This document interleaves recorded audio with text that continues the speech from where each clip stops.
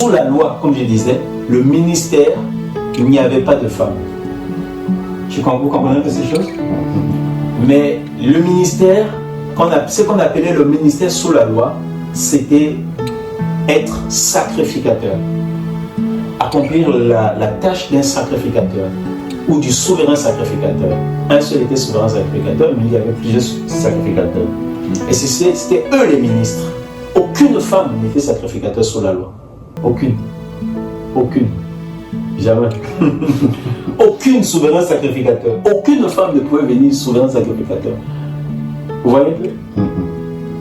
Mais quand les gens sortaient de la dispensation de la loi qui est venue par Moïse, comme on a vu, alors Dieu suscitait les prophètes. Et là, dans les prophètes, Dieu suscitait aussi des femmes et des hommes.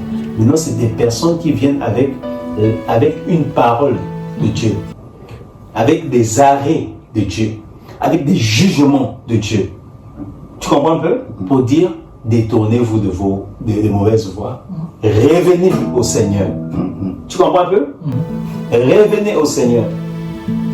Donc, c'était des personnes qui pouvaient, en fait, comment dire, qu'on consultait, parce qu'il y avait l'esprit de prophétie sur elle.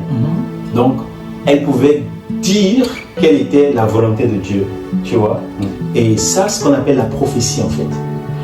Sous la loi, ce qu'on appelait prophétesse, c'est les femmes qui prophétisaient simplement. Ésaïe, chapitre 55.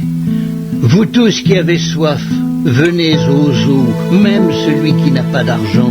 Venez, achetez et mangez. Venez, achetez du vin et du lait, sans argent, sans rien payer. Pourquoi pesez-vous de l'argent pour ce qui ne nourrit pas? Pourquoi travaillez-vous pour ce qui ne rassasie pas? Écoutez-moi donc et vous mangerez ce qui est bon, et votre âme se délectera de mes succulents. Prêtez l'oreille et venez à moi, écoutez et votre âme vivra.